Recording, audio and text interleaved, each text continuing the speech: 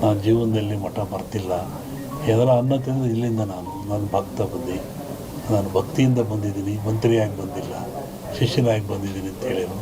ಹಂಗೆ ಅವ್ರು ಒಳ್ಳೆಯದಾಗಲಿ, ಯಶಸ್ಸಾಗಲಿ ಅಂತ ಹಾರೈಸ್ತೀವಿ. ಸಂಕ್ರಾಂತಿ ಕಳೆದ ಮೇಲೆ ಒಂದು ಯೋಗ ಇದ್ದಂಗೆ ಕಾಣಿದೆ. ಇವರಿಗೆ ಅಂತಲ್ಲ, ರಾಜ್ಯ ಮಟ್ಟದಲ್ಲಿ ಒಂದು ಉನ್ನತ ಯೋಗ ಅವಕಾಶ ಇದೆ. ಹೋಗಿದ್ದಾರಲ್ಲ, ಅದು ರಾಜ್ಯದ ಮಟ್ಟದ್ದು.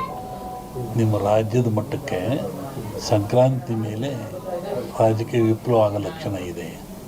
ನಾನು ಮೊದಲೇ ಹೇಳಿದ್ದು, ಯುದ್ಧಗಳಾಗ್ತದೆ, ಜಲಪ್ರಳಯವಾಗ್ತದೆ, ವಾಯುಪ್ರಳಯ ಆಗ್ತದೆ, ಭೂಪ್ರಳಯವಾಗ್ತದೆ, ಎಲ್ಲ ಜನ ಸಾಯ್ತಾರೆ, ಆಕ್ರಮಣ ಹೆಚ್ಚಾಗ್ತವೆ, ಮೇಘ ಸ್ಫೋಟ ಆಗ್ತದೆ ಅಂತ ಹೇಳಿದ್ದೆ ನಾನು. ಇನ್ನೂ ಒಂದು ಮೇಘ ಸ್ಫೋಟ ಆಗೋದ್ರಿದೆ, ಊಹಿಸಲಾರದ ಒಂದು ದುಃಖ ಈ ಭಾರತಕ್ಕೆ ಬರ್ತದೆ. ಪ್ರಕೃತಿದತ್ತವಾಗಿ ಆಗ್ತದೆ ಮೇಘ ಸ್ಫೋಟ. ಅದನ್ನು ಹೇಳಿದ್ದಲ್ಲ, ಮನೆಯಲ್ಲೂ ಹೇಳಿದೆ ನಾನು ಮನೆಯಲ್ಲಿ. ಒಟ್ಟಿಗೆ ಜನಜೀವನ ಅಸ್ಥಿರ, ಯಾವಾಗ ಮನೆಗೆ ಬರ್ತಾನೆ ಹೋಗ್ತಾನೆ ಅಂತ ಹೇಳೋದು ಕಷ್ಟ. ಅಸ್ಥಿರ ಇನ್ನೂ ಜಾಸ್ತಿ ಆಗ್ತದೆ. ಅದು ಅದರಲ್ಲಿ ಅರಸನಾಲಯಕ್ಕೆ ಕಾರ್ಮೋಡ ಕವಿದೀತು. ಅದು ರಾಜ್ಯಕ್ಕೂ ಇದೆ, ಸೆಂಟ್ರಲ್ಗೂ ಇದೆ. ಹಿಂದೆ ಹೇಳಿದ್ದು 2-3 ಜನ ಪ್ರೈಮ್ ಮಿನಿಸ್ಟರ್ ಕೊಲೆ ಆಗ್ತಾರೆ, ಸಾಯ್ತಾರೆ ಅಂತ. ಅದು ಆಗ್ತದೆ. ಸಂವತ್ಸರ ಪರದಲ್ಲಿ ಕಷ್ಟ, ಗುಣ ಲಕ್ಷಣ.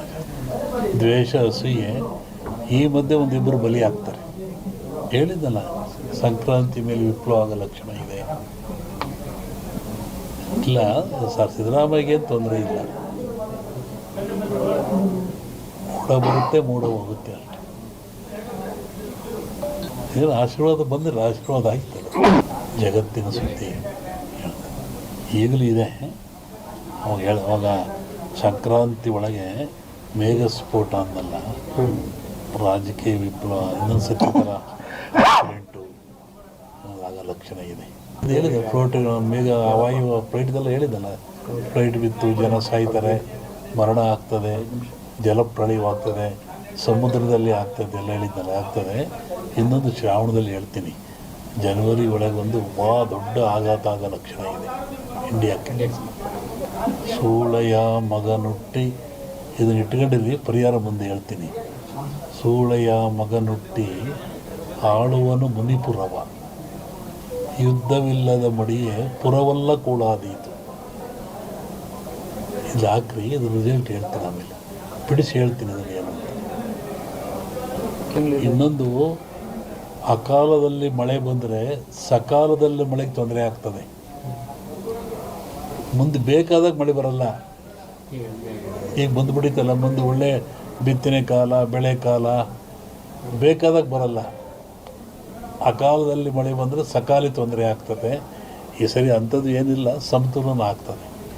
ಇನ್ನೂ ಜಲಪ್ರಳಯ ಇದೆ, ರಾಜ್ಯದಲ್ಲಿ ಜಲಪ್ರಳಯ ಇದೆ. ಇಡೀ ಭಾರತ, ಇವು ಜಗತ್ತಿಗೆ ಇದು.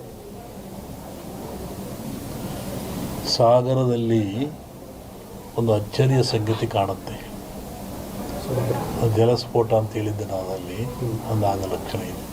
ಎರಡು ಸೇರಿ ಆಗುತ್ತೆ, ಮನುಷ್ಯರೇ ಮಾಡೋದಲ್ಲಿ. ಕೆಲವೊಂದು ಹೇಳೋಕ್ಕೆ ಹೆದರಿಕೆ ಆಗುತ್ತೆ. ಪರಿಹಾರ ಏನೆಲ್ಲ, ಭಗವಂತನ ಧ್ಯಾನ ಮಾಡಬೇಕು ಅಷ್ಟೇ. ಯಾವ ಪೂಜೆ ಪುರಸ್ಕಾರದಿಂದ ಏನು ಉಪಯೋಗ ಆಗಲ್ಲ. ನೇರವಾಗಿ ಭಗವಂತನ ಧ್ಯಾನ ಮಾಡೋದೇ ಮುಖ್ಯ. ನೆನೆಸ್ಬೇಕು ಭಗವಂತ. ಸೂಳೆಯ ಮಗನುಟ್ಟಿ ಆಳುವನು ಮುನಿಪುರವ, ಯುದ್ಧವಿಲ್ಲದ ಮಡಿಯೇ ಪುರವಲ್ಲ ಕೂಳಾದೀತು. ವಿಷ್ಣು ವಾಮಾವತಾರದಲ್ಲಿ ವಾಮನ ಭೂಮಿ ಕೇಳಿದ, 3 ಅಡಿ ಭೂಮಿ ಕೇಳಿದ, ಎಲ್ಲ ಉಳಿತು. ಅಮೇರಿಕಾ ದೇಶದಲ್ಲಿ ಅಲ್ಲೇ ತುಳಿದವನ್ನ ವಾಮನ ವಿಷ್ಣು ವಾಮಾವತಾರದಲ್ಲಿ ಬಲಿಯ. ಅದನ್ನು ಮುನಿಪುರ ಅಂತ ಕರೆದರು. ಇಂಡಿ ಹಿಸ್ಟ್ರಿ ಒಳಗೆ ಅಮೇರಿಕವನ್ನು ಮುನಿಗೆ ದಾನ ಕೊಟ್ಬಿಟ್ನಲ್ಲ ಅವನು, ವಾಮನಿಗೆ ದಾನ ಕೊಟ್ಟನಲ್ಲಪ್ಪ, ಅದು ಮುನಿಪುರ ಅಂತ. ಯುದ್ಧವಿಲ್ಲದ ಮಡಿಯ ಪುರವಲ್ಲ ಕೂಳಾದೀತು ಅಂತ. ಮುನಿಪುರ ಅಂದರೆ ಅಮೇರಿಕವನ್ನು ಮುನಿಪುರ ಅಂತ ಕರೀತಾರೆ.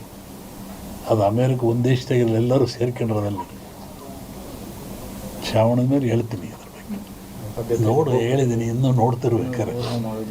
ಹಿಂದೆಲ್ಲ ಹೇಳಿದ್ನಲ್ಲ, ಮೊನ್ನೆ ಹೇಳಿದ ಕೆಲವು ಮುಳುಗ್ತವೆ ದೇಶಗಳು, ಕೆಲವು ಹೇಳ್ತವೆ, ಹೊಸ ರಾಜ್ಯಗಳು ಉತ್ಪತ್ತಿ ಆಗ್ತವೆ ಅಂತ ಮೊನ್ನೆ ಹೇಳಿದ್ದೆ ನಾನು.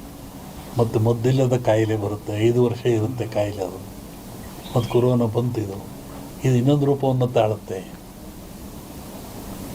ಆದರೆ ಸಾವು ನೋವು ಕಮ್ಮಿ, ಕಾಯಿಲೆ ಮಾತ್ರ ಈ ಸಂವತ್ಸರದಲ್ಲಿದೆ. ಹೊಸ ರೋಗ ಉತ್ಪತ್ತಿಯಾಗಿ ಉಸಿರಿಗೆ ಸಂಬಂಧಪಟ್ಟದ್ದು ಜನ ಆ ಥರ ಸಾಯ್ತಾರೆ.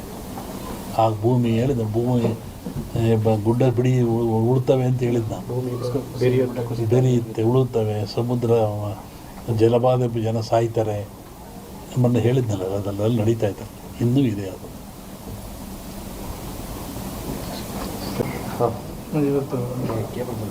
ಹೇಳಿ. ಸಚಿವರು ಭೇಟಿ ಕೊಟ್ಟವರು ಕೇಂದ್ರ ಸಚಿವರಾದ್ಮೇಲೆ ಅವರು ಸೋಮಣ್ಣವರು ಸುಮಾರು 30-40 ವರ್ಷಗಳಿಂದ ಇಲ್ಲಿಗೆ ಬರ್ತಾ ಇದ್ದಾರೆ.